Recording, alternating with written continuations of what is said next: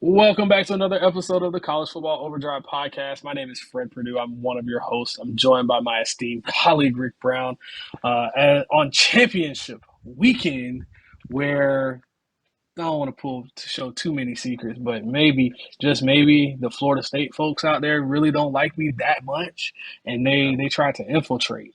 They tried to Ooh, infiltrate, but you know, ooh. it's not my fault that you guys are. Never mind. I don't want to. I don't want to talk about broken. Never mind. Never mind. It ain't my fault. What's up, folks? Please forgive my colleague. He's a FSU hater, so it's gonna come out. So it's all good, folks. It's all good. Thank you for listening to College Football Overdrive. Let's pay some bills, Freddie. Give it up. Make sure make sure you go follow the show at CFB Overdrive on X Twitter. You can also find myself on X Twitter at Fred Purdue CFB, where I will be trolling every single Noah fan after Oh I my. have after all of the drama that has happened just recently. Oh my goodness, I can't wait to hear this story. You find me at Rick Brown 91 on X Twitter, X, the platform where everyone talks about whatever they want to talk about. RICKBROWN 91 on X. Good stuff. Good stuff. So, real quick before we jump into any of the championship talk,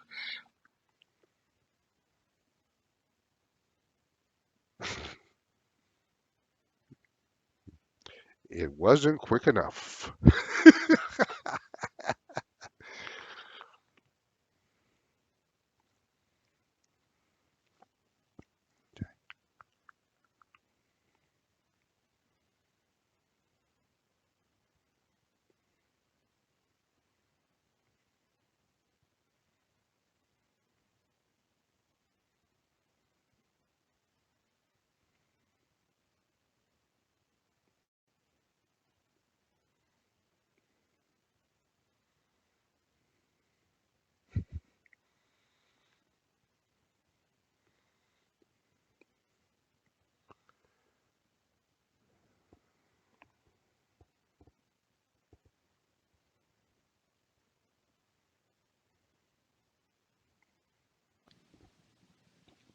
Oh yeah, here we go.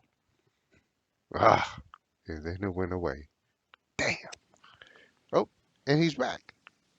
oh, okay. So the FSU folks really don't like me. It's good. It's all good, but we're here.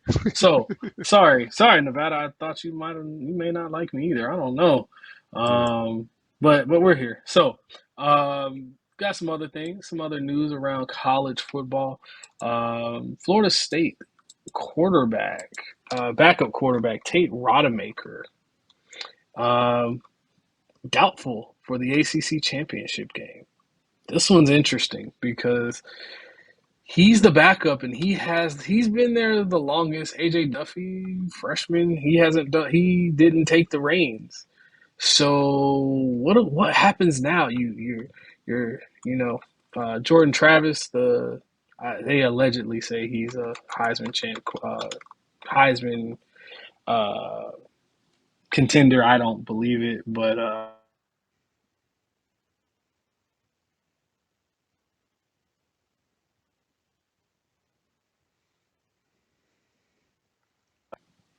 too soon.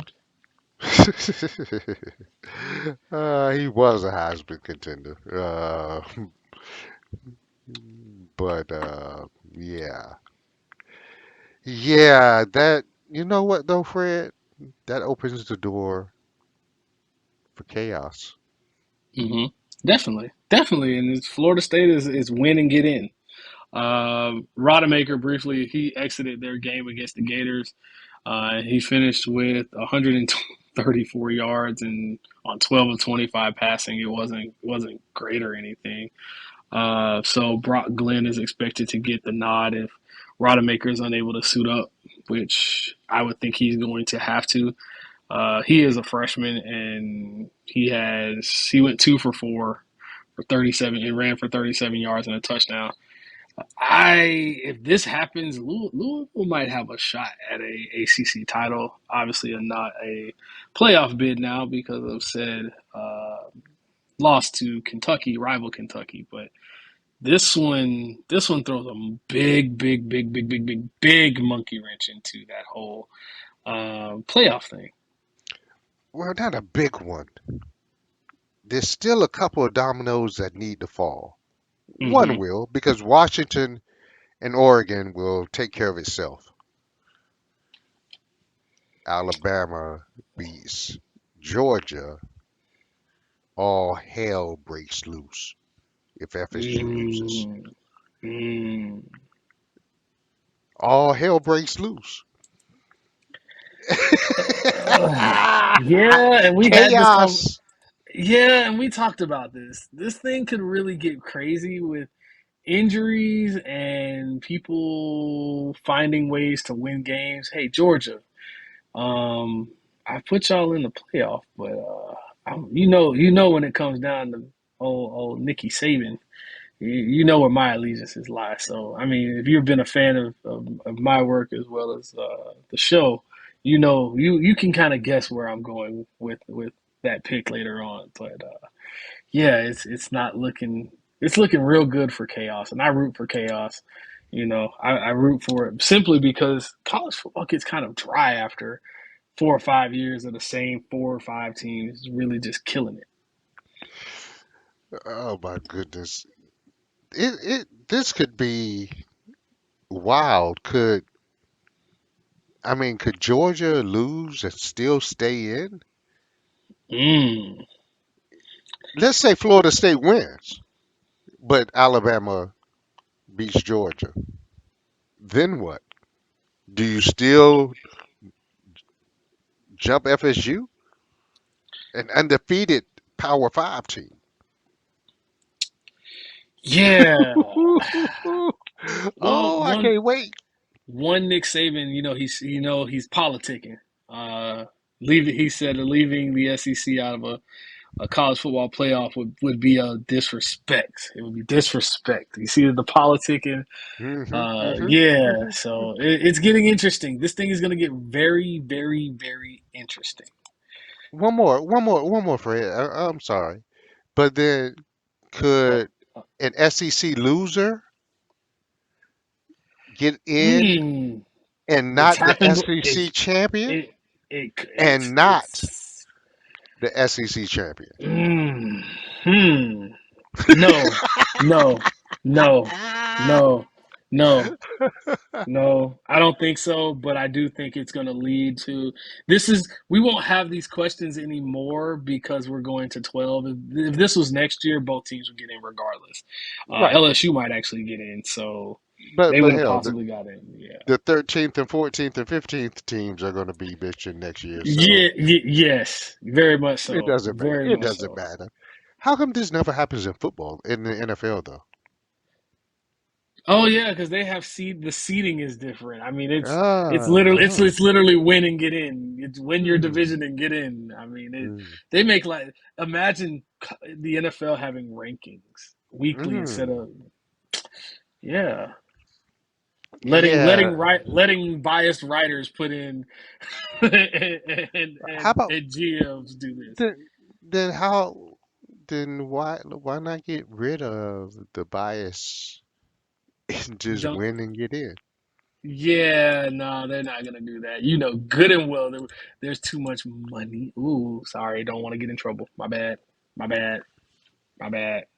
I'm sorry. We Don't took want to get in this trouble. off. We took this left like we always do Yeah, every yeah, time yeah, we come yeah, in we here. do. Every time. Every time. Every But time. I think chaos. It's possible for chaos, and regardless of if FSU wins or not, because if Georgia wins, a whole lot of teams are going to be like. I mean, if Alabama wins, I'm sorry. Oh yeah, of course. I'm sorry. Absolutely. Mm, mm, mm, Absolutely. mm, Absolutely. mm. So yeah, we got some news, some quick hitters because these Mm. this week has been crazy because of transfer portal. Transfer portal is almost like a whole different recruiting season.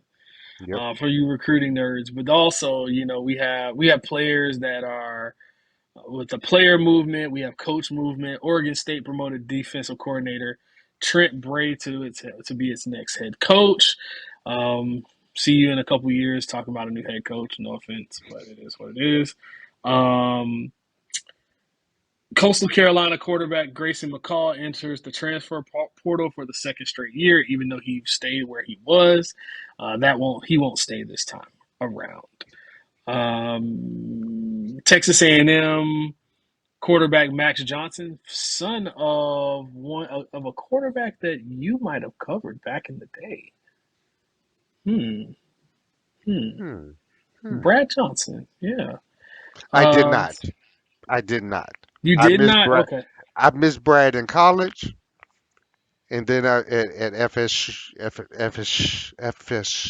yeah, the school up over there, Okay. and and I missed him with the Bucks as well. Got you. Well, Max Johnson is transferring, and he is committed to playing for the University of North Carolina. So that clearly tells you, without us really finding out yet, Drake Hmm. Mason he's already declaring. There's no way you're going to sit on the bench behind a quarterback for no reason. So hey, Drake May, see you in the draft. A guy that you like, your guy, Spencer Rattler. He's declared for the 2024 NFL Draft. Uh, yeah, fifth Should have come round to pick. FAMU when you had a chance, when you were You would hot. have. You were the. He was definitely the Rattler. Hmm. Um, I like that. that would have been perfect. It would have been Mm. perfect. Yeah, He it had would an have been. okay season, but he's just again is a turnover machine, undersized, doesn't have the biggest arm in the world. Always been a coaching problem, uncoachable. That's his David Carr. reputation. Ooh, ooh. David Carr was a number one overall pick. On a very bad team. Spencer Rattler won't even see them. Spencer Rattler is going to be waiting till day three. So, I give David Carr his flowers. He was. I mean, we don't know what he could have been way back when. Ooh, I was in middle school when he. Wow, never mind. Um, but yeah, nobody knows just because of the how bad that team was. So. Hmm. Duke quarterback Riley Leonard has entered the transfer portal, and Notre Dame is the reported destination. So, looking forward to seeing what he does. But you know how I feel about the Leprechauns. So, The leprechaun. Yes, indeed. Hey, um, DJ Yugi, yeah, DJU Youngalele has now he's jumped in the transfer portal again. His head two, coach Jonathan Smith gone to Michigan State. Does he go there? I've seen Oregon. I've also seen Florida State. and I've also seen the NFL. If he's not, that was funny. That was actually funny. That was actually funny. That was a really good joke. That was a really good joke. Uh, Speaking of quarterbacks, Matt Rule, Nebraska head coach, said that a good quarterback in the transfer portal is going to cost anywhere between $1 million and $2 million, and he's not wrong. He's not wrong at all. Cam Ward was offered, reportedly, allegedly, don't want to, according to a source close to the situation, and I got a good birdie, real good birdie. He was offered $1 million by the University of Miami, so he's not wrong at all. So yeah, and there's some guys. There's plenty of guys coming around. But Matt Rule, it's interesting. These coaches get upset when these numbers get thrown around. He said, "Make no mistake, a good quarterback in the portal costs 1 million to 1.5 million to 2 million. That I mean, those numbers are it's not outlandish. He told reporters, according to Huskers Online, he also said, "So just so we're on the same page, right? Let's make sure we all understand what's happening. There are some teams that have $6 and $7 million players playing for them. I don't know Damn, about $6 and $7 million players. Yeah, in the NFL, not in college. damn. But can't you see someone making three? Yeah, I could easily see somebody. Imagine a Caleb Williams transferring now from Oklahoma to Man, USC. man, Imagine it's a Cam Newton when Cam Newton was around. Yeah, yeah. Man, they're It could, making more it, money than coaches. yeah, yeah. They are very much making more money than coaches. Speaking of coaches making some money, West Virginia retains head coach Neil Brown after an 8-4 season. I had a lot. I had words about one Neil Brown. I thought he was going to have a lackluster season. He finished fourth in the 14 team Big 12. Can we just call it the Big 14, not the Big 12? But yeah, he finished 8-4, finishing fourth. That is really good compared to what they were the year before. Um, he's on a 3 year, 12.7 million dollar contract. Yeah, so I'm sorry, he had a $12.7 million buyout if he was fired. He did have three remaining years on his contract, and he had a 5-7 record last year. So 5-7 to 8-4. That's a very nice turnaround. Nice. Congratulations.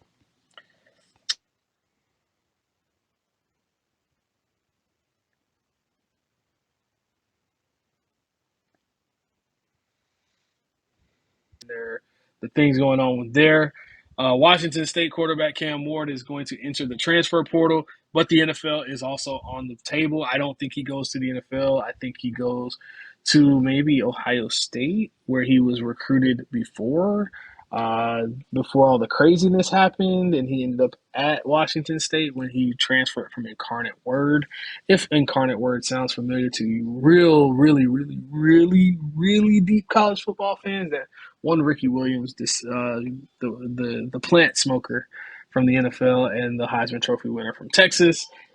He attended there after his NFL days were over.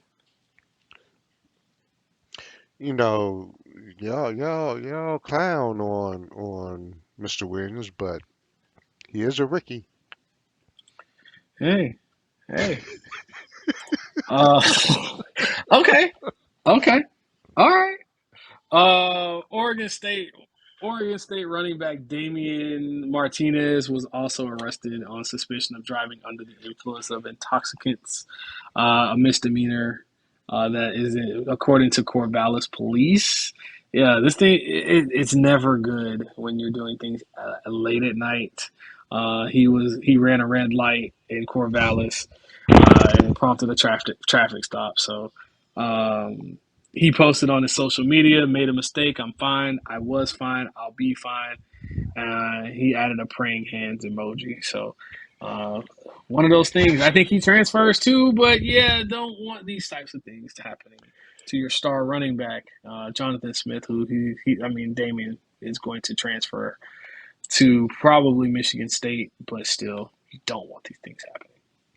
Michigan State. Ooh, ooh. Okay. Last but not least, on the news docket, we have Ohio. Or I'm sorry, the other OSU. They're not the TOSU, but just OSU. The Oregon State Beavers and the Washington State Cougars are and the Mountain West agreed to football scheduling arrangements for 2024. In all 12 Mountain West schools will be involved in Washington State and Oregon State. Will each play each other. Will play 3 home games and 3 road games against members of that conference. That conference includes Air Force, Boise State, Colorado State, San Diego State, who just got Sean Lewis as their head coach. Yes, Sean Lewis, the same one from Colorado, who was pushed out. Yeah, I knew he'd land on his feet. Wyoming, Nevada, UNLV, San Jose State, Utah State, Fresno State, and New Mexico. They will play this. The Mountain West schools will play a 7 game conference schedule, and the games against Oregon State and Washington State will not count against that said conference schedule As of now, but as of right stay now. tuned. Definitely. Things change. Hey, the weather changes very fast in college football. Definitely. Oregon State and Washington State are hoping to keep the Pac-12 alive, but the NCAA rules allow for a conference to be as small as 2 schools for a 2-year period, so they have time to recruit. So they have to not only recruit players but other schools.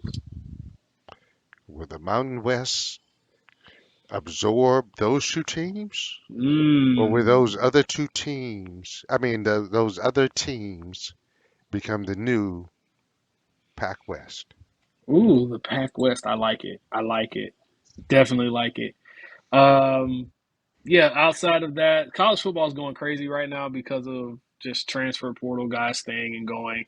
Um, if you want to know more about that, go follow us on X, Twitter. We'll be here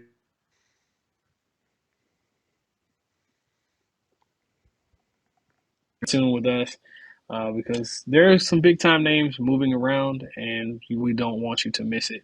We do have one coach that is this an upgrade? I don't think this is an upgrade, but I gotta say it. I gotta say it. Indiana names themselves a new head coach. They have finalized a deal with Kurt Signetti, the former head coach of James Madison. So JMU. James Madison might um, be on the downturn. Hopefully not. But he is the 30th head coach in Indiana history. 30th. That's a lot of Now, coaches. now is he improving his stock? I don't think this is an upgrade. I think for him, I think this is a downgrade for him But maybe because because it's the conference. You know what it's I'm the saying? conference, but Okay, uh, okay. So he had a 52-9 record at James Madison. is anyone giving him hell for making the move? I give him hell for it because you're going to a place where you're not going to win. You can win at James Madison, albeit in the Sun Belt, but you can run the Sun Belt. You just took the money. I'll see. We'll see you in 5. We'll see you in 4 years. We'll see you Are back here. you gonna give him four?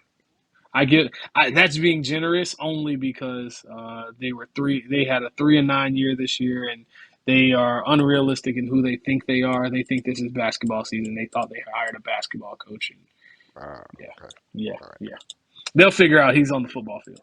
I guess they Hmm. thought that whole basketball on grass thing was never mind. Never mind. You see what I did there. So yeah. Anything else when it comes to transfer portal? Make sure you follow us on Twitter, X Twitter for all the latest there. We have championship games. That's what you guys came here for. So currently we have the CUSA championship game. New Mexico State is facing off against number 24 Liberty. Who right now it is 8 minutes. There's 8 minutes and 57 seconds left in the first half. New Mexico State is up 14-7, and they are driving. It is second. Currently, it is 2nd and 9 on their own 8 yard line. So we'll keep you updated on that. Um, Towards the end of the show, we'll give you another update. But we are here for today on Friday, the 1st. We are here to talk Pac-12 championships. Pac-12 championships, the last one, at least for now. It could change, but for right now, we have number 5 Oregon and facing off against number 3 Washington State, who is Oregon. This game is a rematch from earlier in the season. Since then, we have 2 Heisman Trophy finalists. More than likely, the winner of this game not only goes to the playoff but also has a Heisman Trophy winner. That's just my opinion. Oregon is a 9.5 point favorite. They have been probably the most complete team in the country this year. No offense, Georgia. No offense, Ohio State, and anybody else. Oregon looks like the most complete team in the country, and Oregon is certainly. I think they. I want to believe in Michael Penix, but I've seen so much that says I don't know if they have it in them because the reality is going back to watching that game, the previous matchup, Oregon should have won that game. Dan Lanning wanted to play Riverboat Gambler, and instead of just taking his points, they lost by 3, and he went for it twice and did not get it. And should if he could have kicked the field goals, they would have won the game. Shoulda, woulda, coulda. Didn't happen. But it is surprising that an undefeated team. I have never seen two teams in the same conference. Another one team undefeated, the other not. You beat them head to head, Hmm. but you're a 9.5 point underdog. What in what in the world is going on here? I think defensively and offensively, this Oregon team is physical. They're fast. They play their assignment. They do really well with assignment football. While on the other hand, Washington, led by one Michael Penix, his they've fallen off a bit. The numbers of the offensive explosive plays aren't there. The run game is kind of hit or miss. And Bo Nix is on a tear right now. He's leading the country in QBR, one of the tops in QBR. Also adjusted completion percentage this season at an 85.7 completion percentage, which is crazy. That's crazy. But the defensive line looks really good, and Washington's Michael Penix is he's the other Heisman Trophy finalist. I don't think anybody else. Jaden Daniels is a distant third, only because of team record. He has the numbers, but he just doesn't have the wins. I think that this game is really going to be hinged on can can Washington run the football. If they can't run the football, I don't know if they can pull this game out. I personally don't. I think this game's going to be really close, but I don't. I think Dan Lanning learns from his mistakes from the last matchup. He takes his points. They win this one close, 34-31. I think you're right when you said that this is a battle of Heisman. The winner of this game will win the Heisman. And Playoffs on the line too. By the way, playoffs are on the line. yeah, a loss, you're out. There's no way. I still I still can't believe that Washington is a daggone 9.5 point underdog in this. And I can see why. I mean, Oregon's been beaten up on a bunch of Everybody, nobodies, a bunch of nobodies.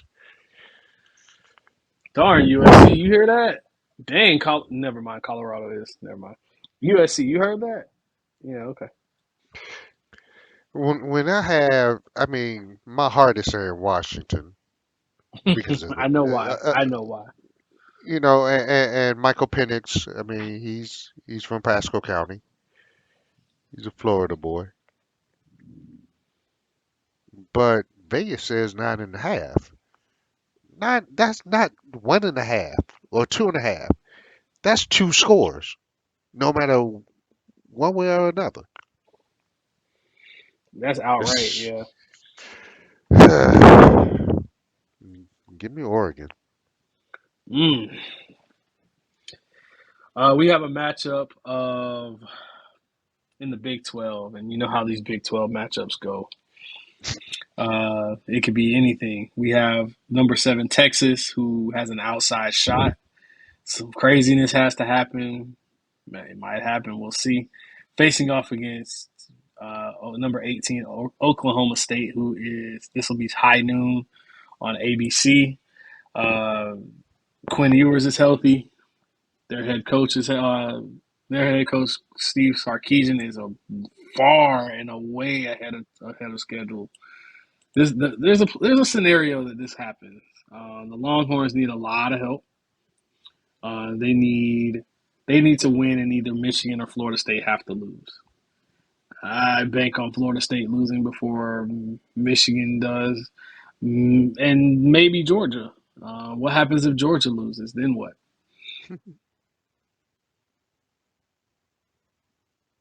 Hey, it is what it is.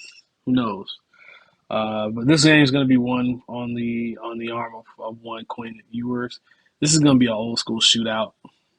Um, but they do it in different ways. Texas can throw the football, they can run the football, but Oklahoma State, Ollie Gordon has been that guy, and he's shown it. Coach Mike Gundy. has had to rely on the run game and the defense. Defense has always been a thing with him, despite him being an offensive guy. The defense has always been solid. But now they can run the football. Maybe make this game ugly. I don't think it matters much. The matchup for me to watch will again be Ollie Gordon II performance versus the Texas run D. He leads the country with 1,580 yards and his 20 rushing touchdowns and 925 yards after contact, ranked second in the country. Making those numbers, those are just wow, big time numbers. They have a really good offensive line, so I expect this game to be pretty ugly. Texas does rank eighth in the country in rushing yards per attempt allowed, 3.9. We all know that if you're a good running back, you average about four. So they're allowing below average for at any level. And they're fourth in yards after contact per attempt allowed, which is 2.4. So those are some numbers to watch to see how Texas does. If they can bottle this run game up, I think they'll have a good chance of winning this game. Give me the Longhorns to win this one. I think it'll be a little closer than the folks want it to be, but I think they'll win. We'll say 28-10. Yeah, I think that's a solid score. Texas has shown all year that, well, except for one game, Mm-hmm. that they are a playoff contending team. I can see them making the playoffs, but a couple of things has to happen, as we've said. So, um, Oregon State is just, I mean, they're coached well. They're a good team, but they're not talented enough. Mm. Give me not against Texas. Give me Texas. So if Texas wins this game, do you know it'll have been 14 years since the last time they won a Big 12 championship game? And would you happen to know what happened in that season? 14 years ago, 14 years ago. that'll put us on nine. What happened? Oh, wait a minute. 20 14 that years would have ago. been 14 years ago. Is that Tebow? Not quite. The Lakeland Knots? Mm-mm. Colt Mm. McCoy and Nick Saban locked up in a national Ooh. championship game. Oh, Colt and McCoy's Texas beat arm him. went Texas lost because Colt Oh, McCoy's arm went dead in the down. They were up, I think, what 7-3, something close to that.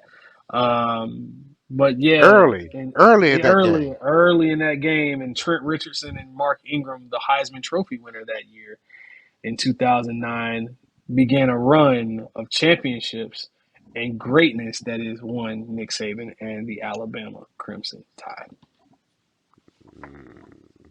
Yeah, it's been that long.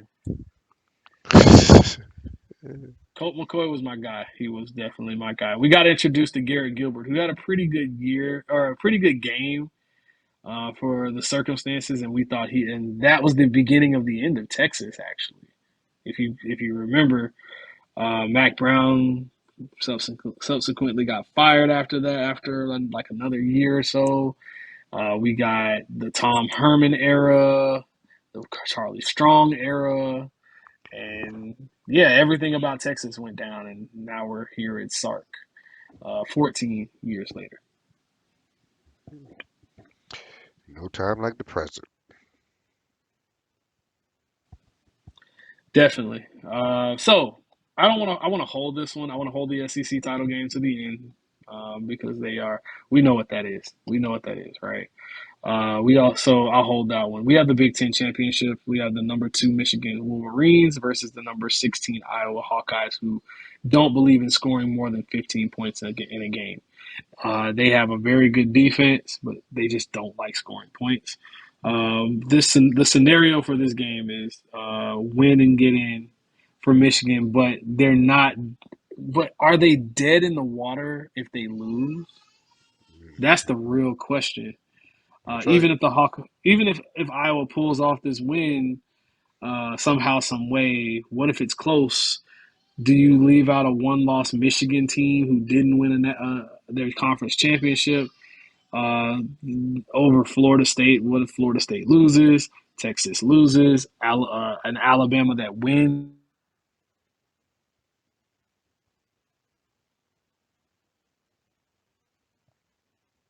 I mean, there's so many different scenarios that could really change the outcome of this game. Mercy, mercy, mercy me. It's gonna be crazy. And who did you pick? So for me in this game, I'm just gonna be honest with you. I think Michigan is going to pound these guys into submission. I would say that I'm gonna say 24-10 because Michigan doesn't score a ton either. They don't throw the ball a ton. The Hawkeyes managed to finish with a 10-2 record, which is crazy to say, with such a bad offense. But their defense ranks fifth in the FBS in both grade and EPA per play. Michigan also is fifth in the country in offensive grade and EPA per play. Iowa needs to just make this game ugly, but I think Michigan just pounds these guys into submission, make a few mistakes, a pick six here or there, or a couple interceptions here or there. Offense just isn't what it's supposed to be, and progressively this game gets worse. Maybe Iowa gets a late score, but it means absolutely nothing. 24-10, Michigan. The only way I will win this game is if this defense is legit and can hold Michigan to 14 points. I think the only team that can hold Michigan to 14 points is Michigan. They're gonna have their head coach back. They've been playing the Yes, the last return three of weeks. Harbaugh. They the last 3 weeks, they've been on a mission and they've been angry, and I think that continues. This game could get ugly quick. Iowa cannot score. Give me Michigan in a blowout. Oof, yikes. All right, so we got an ACC championship game here. We have the number 4 Florida State Seminoles, and Tate Rodemaker, the backup quarterback, is doubtful for this game. He's a game time decision after an injury last week. Brock Glenn, a true freshman who has thrown four total attempts all year, and he ran for 37 yards and a touchdown throughout the season. He is now potentially the starter. That changes everything. They are facing off against the number 14 Louisville Cardinals at 8 p.m. on ABC. This game really that changes like literally that changes everything. Hey Louisville, don't you wish you would have won last week? Now Hmm. you might have had an outside shot. You never know. Some crazy stuff could have happened. Who knows? But there's been a lot of debate on whether Florida State should be in this position right now. Florida State and Georgia are, can I just say this? Florida State and Georgia are in the same situation, just a different conference. It's win or get in every single week, but because simply the schedule is not good enough. I don't want to hear SEC this and that. Sorry, Georgia. No, the East is not good enough. But yeah, so Jordan Travis out after suffering a bad leg injury against North Alabama a few weeks ago. Finished the season undefeated, but Tate Rodemaker being the guy, he is also injured. We'll see what happens. So the crazy thing is, since the 14 playoffs inception in 2014, an unbeaten Power Five champion has never been left out of the Final Four. So Florida State, you could make really good history right now, even if you win. If you win, you could make history. Like imagine that. And they were in the initial playoff back when Florida State. Jameson, Yeah, and Mariota Jimbo. were here. Yeah, Jimbo was. Yep, sure was. Hey, if Florida State wins, they're in. They're not going to do that. There's no way. It doesn't matter what happens behind them. If they win, they're in. There's only one instance where a one-loss champion missed out, and that was when Baylor and TCU shared the Pac-12 title. I'm sorry, Pac-12. Sorry, Big 12 title back in 2014. And a one-loss Ohio State won the national championship that season, despite entering the playoff as a on its third-string quarterback. Now we know how good that Ohio State team was. They ran through everybody, and Cardell Jones powered his Ohio State Buckeyes through Oregon and their Heisman Trophy winner in Marcus Mariota. So if the Seminoles lose, there's virtually no scenario that they can sneak in at all. So it's win or get in, as you said. Louisville is pretty much locked into a New Year's Six game. So regardless of the outcome, that's what there will be. Florida State, the victory would send them again to the playoff, and Louisville will be in the Orange Bowl if all things stand the same, and that would put it would be Louisville's first New Year's Six bowl in 11 years. Wow. So dating back to the Teddy Bridgewater days. And as a matter of fact, that would have been the Teddy Bridge. That would have been Florida be getting upset by one Louisville Cardinal, where one Charlie Strong was the head coach at Louisville. Should have never left, Louisville. coach. Yeah. Louisville. The matchup for this game for me is can Trey Benson carry running back for Florida State? Can he carry the offense?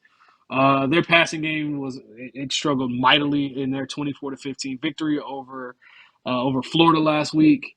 Florida ranks 113th nationally in coverage in their coverage grade, and they also they couldn't throw the ball at all. So Tate Rodemaker only completed 48% of his passes for 134 yards in that win. But running back Trey Benson, who by the way was on my college fantasy team, that I had a pretty good year, 3 losses, pretty good game, pretty good year. He carried the Seminoles to a victory with 3 rushing touchdowns. They love counter Trey.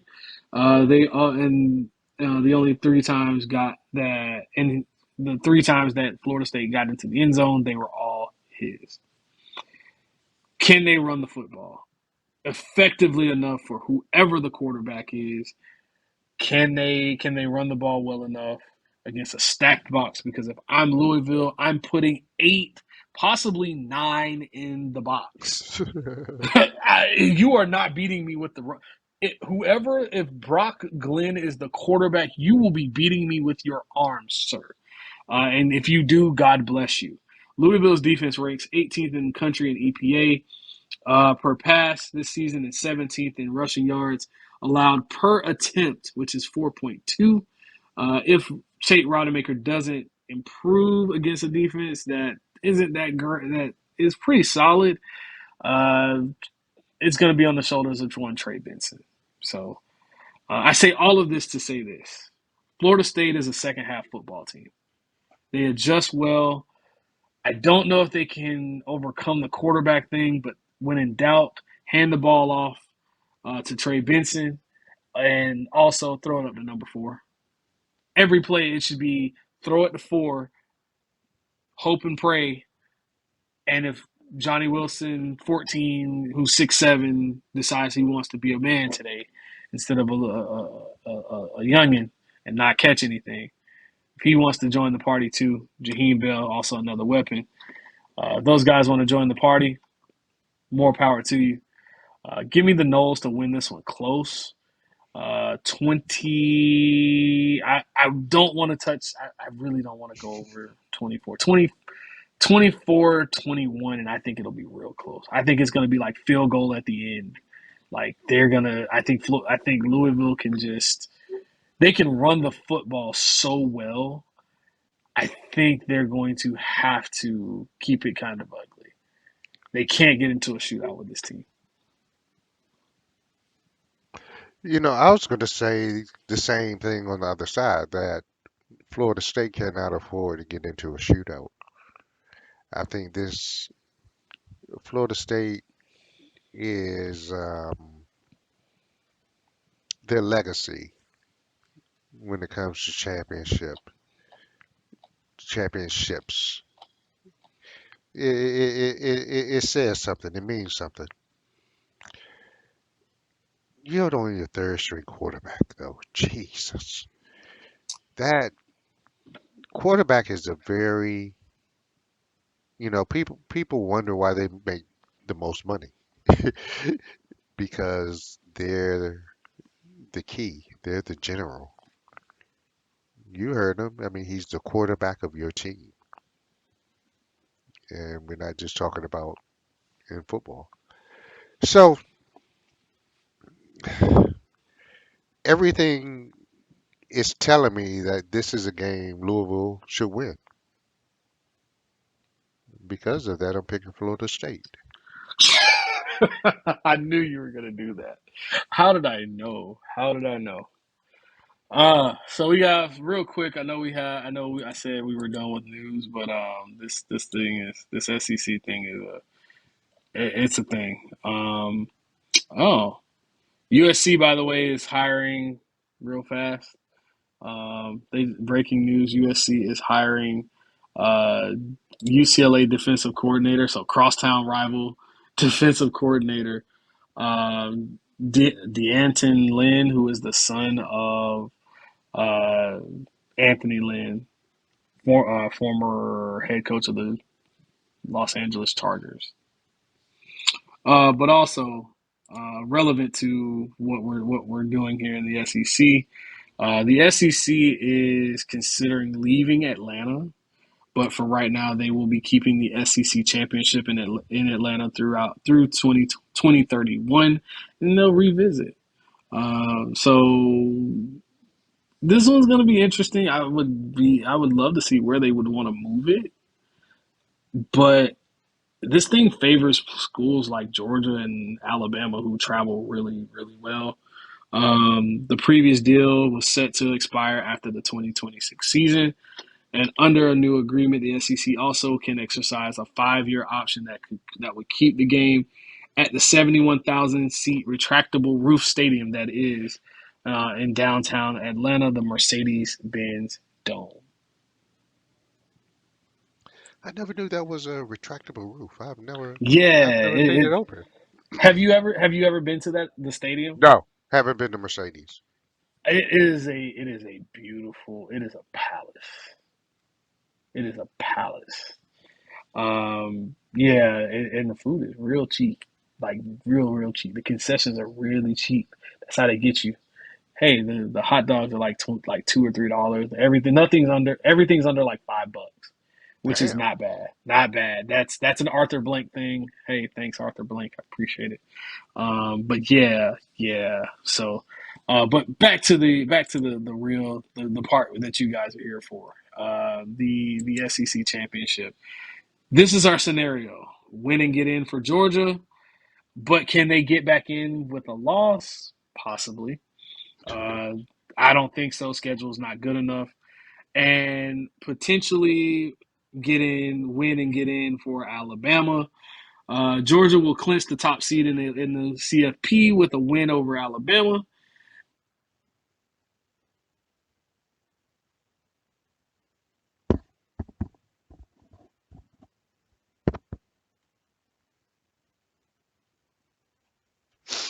National champions. But they're facing something that they know all too well, and has broken this girl has broken their heart too many times. But there's a chance that the Crimson Tide can get into the playoff. Cinderella want to come to the dance too, and you know how I feel about Coach Saban and company. So we don't have to do this too often. I just want to drop some numbers on you. By the way, the matchup that I want to see in this one is can Georgia contain Jalen Milroe, quarterback for Alabama?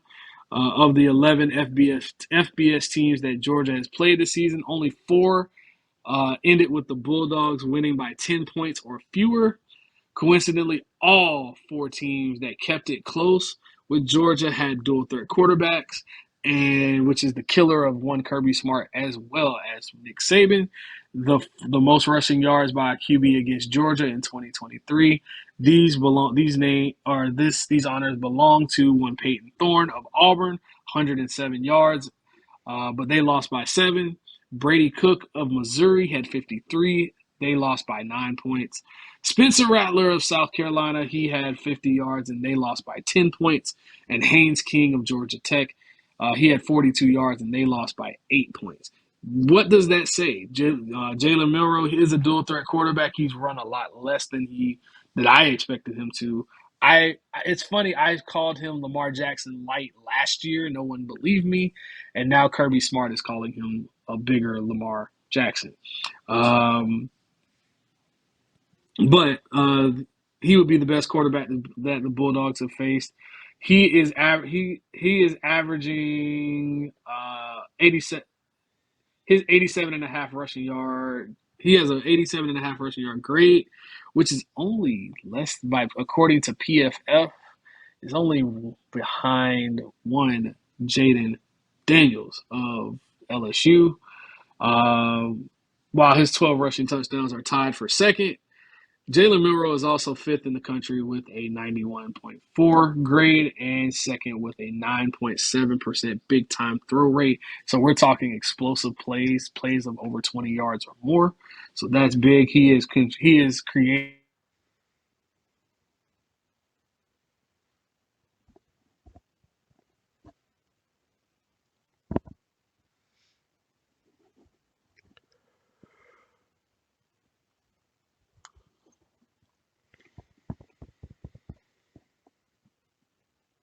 and I will continue to say it. In Coach Saban, we trust. By the way, Dallas Turner's pretty damn good too. Okay. This is a matchup that we've been waiting for all season long, All year, all year, all year. and now we finally got what we wanted. Finally got what we need to see. Georgia has come from they're risen from the ashes. They've been Phoenix like. Georgia's just been going about his business. No one's paying attention to him. Everyone, yeah, they have a number one seed, but have you, the number one team in the country, have you seen a less heralded number one team? Not in a long time. It doesn't Yeah, feel Georgia. You would think Georgia was like four, yeah, 6, yeah. 8, something crazy, Yeah. but they're not. They're the number one reigning and defending two-time champ.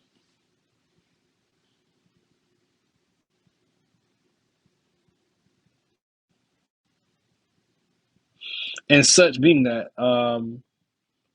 reigning and defending two-time champ, I see myself wanting that team to be very successful, just being successful. Um, So when we look at, well, as my partner, seems like he dropped out on me, but we can keep it going. Georgia, just I don't see where the offense is coming. Carson Beck is a pretty good quarterback. I think he's gonna, if he comes back, he'll be the number one. Right when I He'll was about be. to say it. Right when I Uh was about oh. to say it. Uh Right oh. when I Uh was about to oh. say it.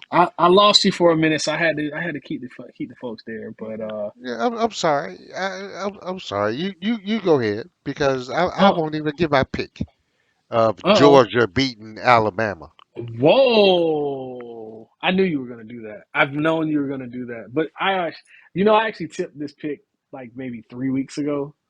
Um, I see, for the last couple years, it's been like, hey, Alabama, this is Georgia's conference now, and you just keep hearing all this stuff. Oh, we're the two-time champions and all. I sound like an Alabama fan, don't I?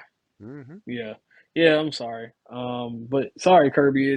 It's been a nice run, but the king is back. Hmm. And I think Nick Saban says, "Hey, it's been cool, and I want you to have. I'm glad that you got a chance to experience what you used to experience when you were home in Tuscaloosa, but it's time for the crown to come back home, and also with this win, if Alabama gets in the playoff, look out because I think they're a little bit more physical than Oregon. They're a lot bigger than a Texas or a Michigan. I think they could push Michigan around. And Michigan, imagine JJ McCarthy actually having the game plan look like a deer in headlights in front of that defense because we know what Nick Saban can do with time to prepare. So good luck, guys. If Alabama gets in, you can pretty much. Would this be his most masterful coaching job if for Nick Saban if he gets in and runs the table? It'd be damn good. I'm sure he's had some. I can't think of anything off the top of my head, but it'd be damn good.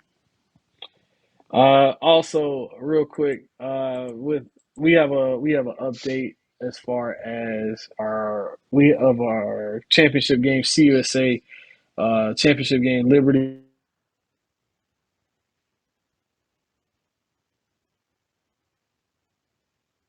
About 27 seconds left in the first half. Also, Washington is up 3-0, and with about 7 minutes, 7.5 minutes left in the first quarter. So yeah, I'm gonna check these games out Yeah, when yeah. we get done here, talking to the people because you know the people come first. But we want to know what you think. Let us know on this championship weekend what you think. Let us know who do you think will win these games. Who do you think is winning the Heisman Trophy? Do you want chaos? Do you want chaos? Do you need chaos? I don't want chaos. I need chaos. And in Saban we trust. Always in Saban we trust. Nothing else. If you don't trust if you don't trust that, I don't know. I've seen it too many times. You know, Tua to the corner. Real quick, also, I don't want to leave some of these other ones out. This last one out. SMU and Tulane in the American Athletic Conference championship game. Give me Tulane in this one. Sorry, Rhett. Coach Lashley. Sorry about that one, but yeah, Yeah, I don't want him to lose it, but I think this one. And he has a very explosive offense. That's my offensive coordinator at Miami, but I think Tulane has been solid. They've been really, really solid, even beating USC last year in the bowl game. So give me Tulane. I've seen them a few times. They make people sweat down there. So give me Tulane. yeah, yeah. Ditto, Ditto. Okay, good stuff. ditto. Good stuff. So, But yeah, we got some. We let us know again. Let us know on X Twitter what you think. I'll be on X Twitter talking Oregon and Washington. So hit me up. Let me know. Fred Purdue CFB. You can also find me. You can also follow the show on Twitter, X Twitter. That is CFB Overdrive. And Rick, where can they find you on socials? you can find me tomorrow in Tallahassee at the FAMU Alcorn State SWAC Championship game. Go Rattlers! Uh, I can't believe I just said that. Oh my god. Rattlers going for their first SWAC title since entering the league, so Bragg should be nice and wet. Mmm. Nice and wet, which scares me Okay. because FAMU are slow. Now they won't be able to really pass the ball. Who knows the field conditions? They beat Alcorn State 45-7 earlier for homecoming, but this ain't homecoming, so we'll see. Let's go Rattlers. Okay. You can find me on Twitter or X at Rick Brown 91 RSCKBROWN 91. I will be popping in and out. May even see some pictures or videos from Bragg. Ken Riley, put some respect on that name. Ken Riley Junior Field at Ken Riley Field at Bragg Memorial Stadium. Good stuff. Good stuff. Until we break it all down. And we come back on Sunday to crown them. You want to crown them? Then crown their ass. We'll crown their ass on Sunday. Yeah, we'll crown them, and we'll talk about it. We'll break it all down. Again, make sure you hit us up on socials. Let us know what you're thinking in college football championship games, Heisman Trophy winners. We'll have a Heisman Trophy winner by the end of tonight. That is Friday the 1st. That's how whoever wins this game. I mean, it is what it is. Sorry, Caleb. Sorry, Jaden. It is what it is. These are our Heisman Trophy finalists. Sorry, Jalen Milrow. You are not a Heisman finalist. I'm sorry. No offense, but I hope you go win this game for me. You know, it is what it is. But until next time when we break it all down, This is the College Football Overdrive podcast. Stay safe and peace. Peace.